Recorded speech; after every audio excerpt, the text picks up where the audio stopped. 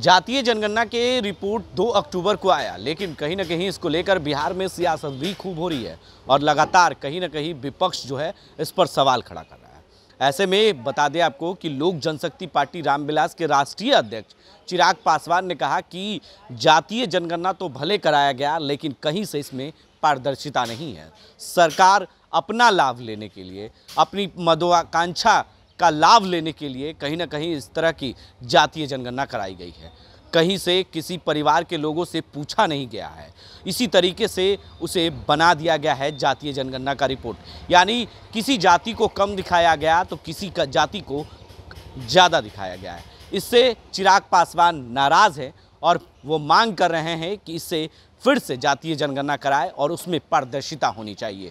इसको लेकर कहीं ना कहीं एक तरफ बीजेपी नाराज है तो वहीं दूसरी ओर लोक जनशक्ति पार्टी रामविलास के राष्ट्रीय अध्यक्ष चिराग पासवान भी अपनी नाराजगी जताई है। उन्होंने सीधे शब्दों में कहा है कि इसकी पारदर्शिता कहीं से नहीं दिख रही है। कई नेताओं और कार्यकर्ताओं के उनके जातीय जनगणना हुए ही नहीं है। ऐसे में कहीं ना कहीं वो सवाल खड़े कर रहे हैं। लोक जनशक्ति पार्टी रामविलास के राष्ट्रीय अध्यक्ष चिराग पासवान सीधे शब्दों में नीतीश सरकार पर उन्होंने जातीय जनगणना की रिपोर्ट पेश होने के बाद हमला भी किया है। क्या कुछ कहा है, पहले वो बयान हम आपको सुनाते हैं। बिहार सरकार द्वारा जातीय जनगणना के आंकड़े जिस तरीके से सार्वजनिक किए गए हैं, ये बिहार सरकार की राजनीतिक महत्वाकांक्षाओं को दर्शाता है। इसमें जिस तरीके से जाति विशेष के आंकड़ों को बढ़ाकर दिखाया गया है और बिहार की ऐसे ही कई अन्य ऐसी छोटी जातियां हैं जिनके आंकड़ों को कम कर दिखाकर राजनीतिक लाभ उठाने का प्रयास किया गया।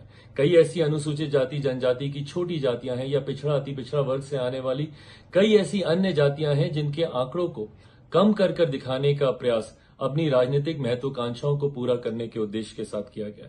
पासवान जाति की ही अगर आप बात करें, इसकी आबादी को कमतर कर दिखाने का प्रयास राजनीतिक लाभ लेने की दृष्टि से ही किया गया है।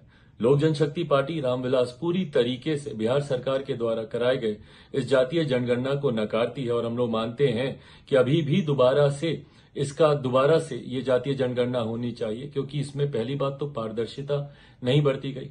आज भी कई लोग ऐसे हैं जो संपर्क साध कर ये बताते हैं कि हम लोगों से पूछा ही नहीं गया, ना राजनीतिक कार्यकर्ताओं से पूछा गया, ना आम बिहारी से पूछा गया। तो ये दर्शाता है कि इसमें पारदर्शिता नहीं है और कहीं ना कहीं इसका उद्देश्य मौजूदा बिहार की महागठबंधन सरकार राजनीतिक लाभ की दृष्टि से करना चाहती है। ऐसे में हम लोग चाहते हैं कि पुनः जातीय जनगणना हो और पूरी पारदर्शिता के साथ हो। इस प्रोसेस की जानकारी सबको हो ताकि सही जानकारी आबादी से, हर जाति की आबादी से जुड़ी हुई सही जानकारी जनता के सामने आ सके। आपने सुना, सीधे शब्दों में चिराग पासवान ने पुनः इसकी जांच और पुनः फिर से जातीय जनगणना कराने की मांग उन्होंने की है। कहा कि मैं जिस जाति से आता हूं, मेरी तो गणना जातीय जनगणना हुई नहीं, ना ही मेरी कार्यकर्ता की हुई, तो कैसे ये रिपोर्ट पेश हो गया। पासवान जाति को कम दिखाया गया है। यह सरकार महागठबंधन की है। कहीं ना कहीं अपने लाभ लेने के लिए इस तरह का खेल उन्होंने खेला है। अपने सहयोगी कैमरामैन सरवण राज के साथ बने रहे लाइव इंडिया हर पल के लिए। यूनिटी ऑफ पीस फाउंडेशन और लायंस क्लब सिवान के संयुक्त तत्वाधान में आयोजित हो रहा है एक शाम कौमी एकता के नाम मुशायरा और कवि सम्मेलन, जहां तशरीफ फरमा होंगे अजीम शायर नदीम फर्रुख, रवायती शायरा शबीना अदीब, अजहर इकबाल, जहाज देवबंदी, गायक जॉनी फॉस्टर, हिमोशी बावरा, चांदनी शबनम, नूरी परवीन, वसीम बरेलवी, जौहर कानपुरी जैसे नामचीन शायर। आलमी शायरों की मौजूदगी में मनाए जा रहे अदब के इस जश्न में शरीक होकर गंगा जमनी तहजीब को बुलंदी अता फरमाएं। स्थान एकता इंडोर स्टेडियम सिवान। तारीख 7 अक्टूबर 2023।